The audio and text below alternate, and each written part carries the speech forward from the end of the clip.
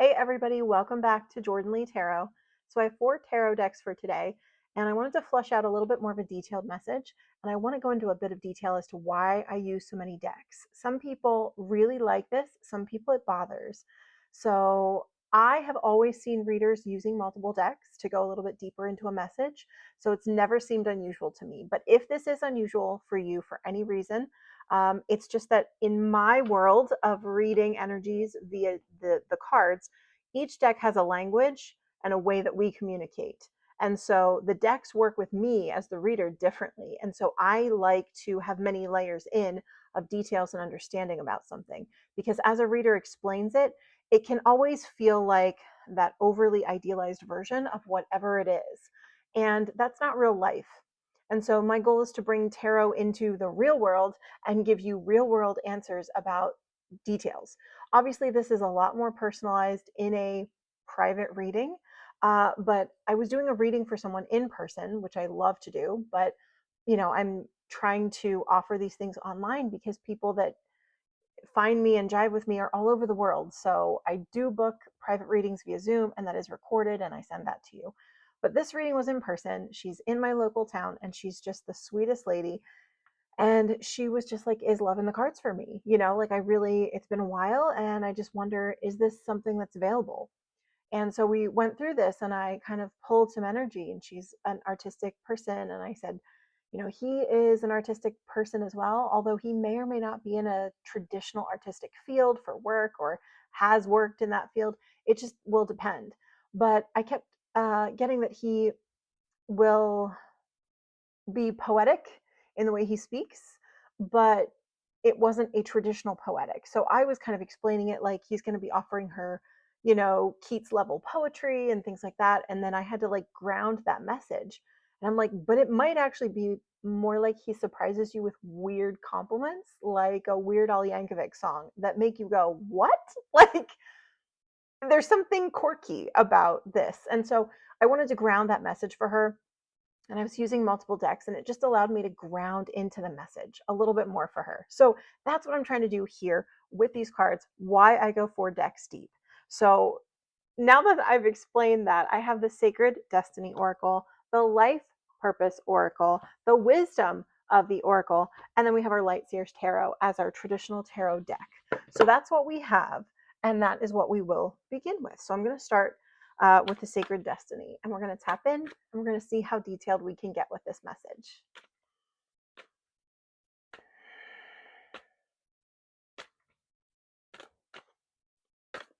Okay.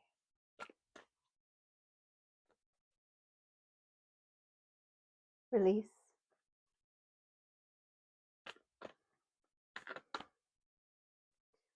Two more, maybe. Woo. Simplicity and healing chaos. So there's something here about not needing to be as complicated as you think. There's something here about, you can just let something go without the need for a lot of depth or chaos here. It can just be a simple release. That could be a person, but it could also be something within yourself.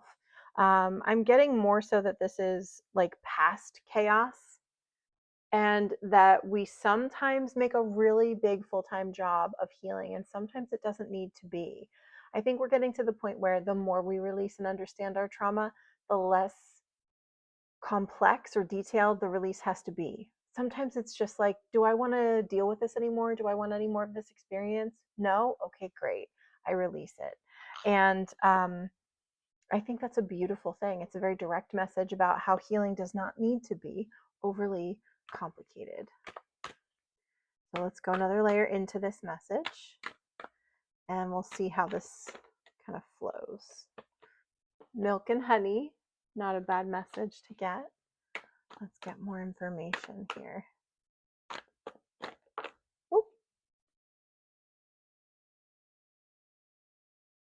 All that glitters, a change in the wind. So this kind of mimics the release card, in my opinion. The releasing of something that's heavy, and This change in the wind card is, I think, again, a kind of an extra layer of the understanding of healing. So this feels like, this is not a word, showboatery. Like showboating, like the dog and pony show, like the do do do do do do. This is that overly pumped up process of healing where you go to therapy for 8 years and you work through the trauma and the blah blah blah blah. I think this is talking about how, things can just sort of shift for you, and that's okay. And be like, oh, now things are great. Okay. Like that's what I'm feeling. That there can just be a change in the wind, and that's enough, and that's okay, and that's a beautiful way to flow through some healing. Maybe you've already done multiple layers of healing, and it can just get easier after this. You've learned the lessons you need to learn during the complex version of your healing. Now you don't have to do that anymore. You can go a little bit simpler. So as I go deeper into this message, it's just so simple and clear, which I think is ironic and fun. All right, what do we need to know, or what can the tarot deck here share with us? All right, the Knight of Cups. Very gentle with these. I find the more gentle I shuffle, the more cards jump. Seven of Swords. Whoop. Six of Swords. Okay, so we went from the 7 to the 6.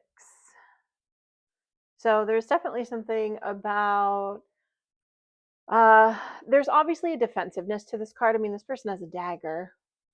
And these birds in this sword suite, in this particular deck, are definitely talking about mental disturbance. So think of the birds, they're kind of squawking.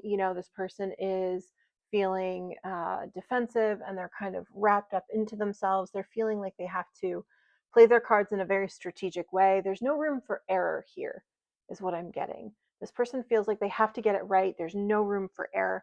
And this Six of Swords card is something that's a little bit more passive, but in a good way. Like, I don't need to work so hard for this.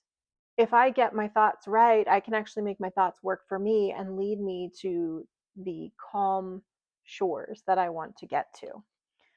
This Knight of Cups card feels like something that is fulfilling to you.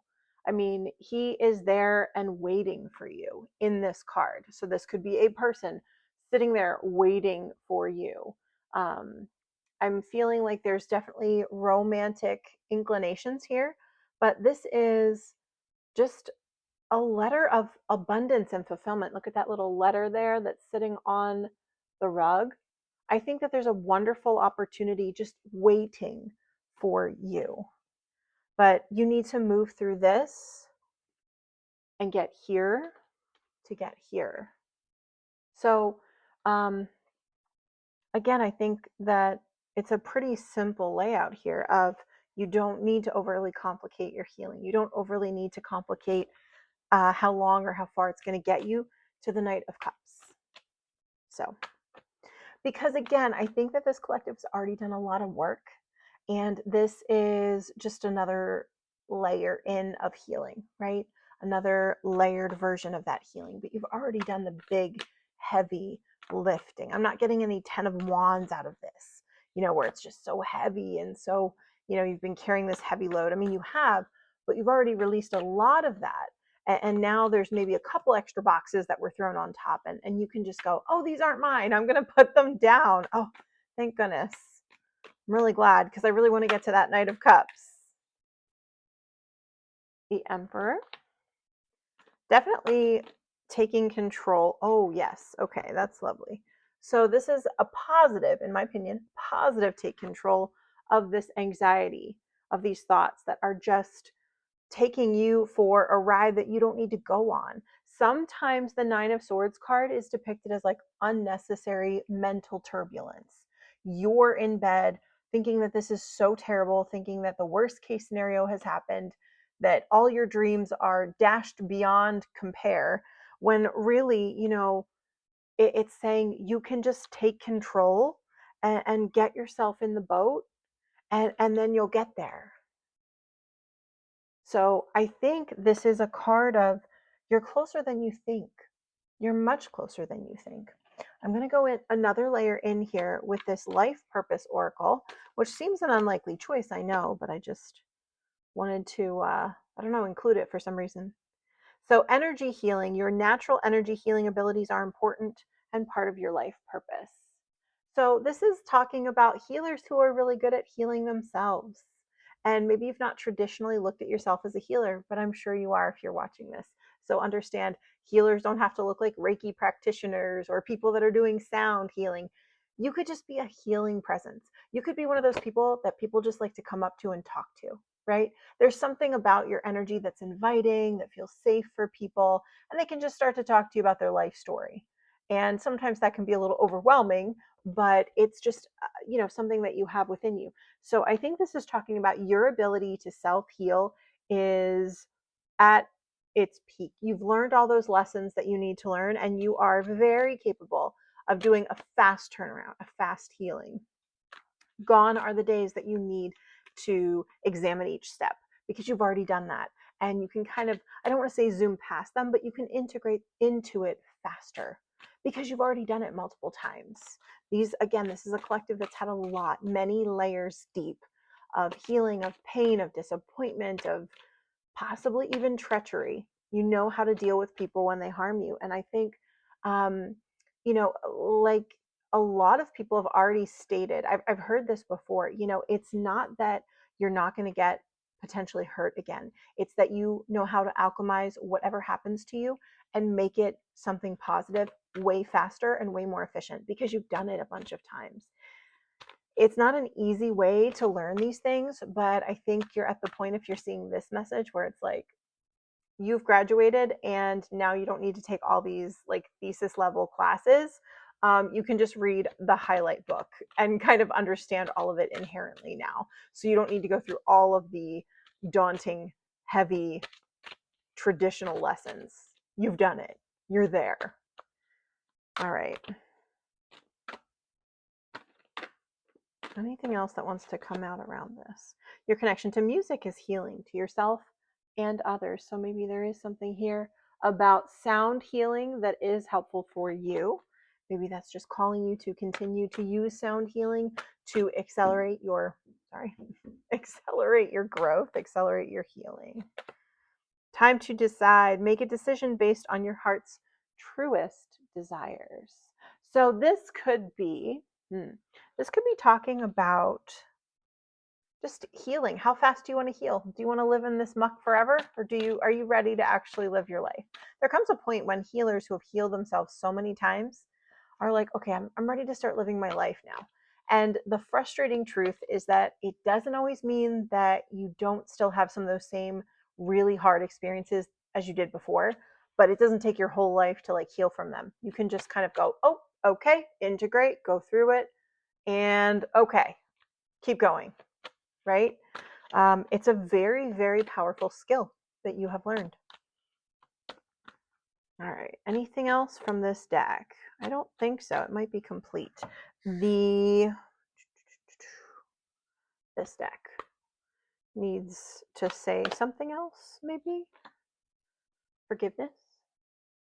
So this could talk about how to forgive others and or yourself way faster, way quicker, because the heart chakra has that unstruck quality to it. It's so powerful when you can forgive people, rather quickly. It's a very powerful skill that obviously includes yourself, but I think this is talking about alchemizing all of that pain that has been caused over the years from people who didn't understand you, from people who just saw the world differently than you. There's a forgiveness in that needs to happen, I think, here.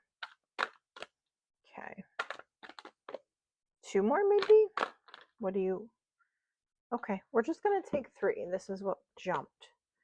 Embracing. Okay. Trust. And potential. That's lovely. So, embracing trust and potential. What does that feel like for you? What does embracing, I don't know, the unknown. It feels like the unknown. trusting that, excuse me, the unknown has potential, trusting that you're going to have what you need when you need it, trusting that you're going to be able to react the way you need to react to get where you want to go, um, and just embracing the journey itself.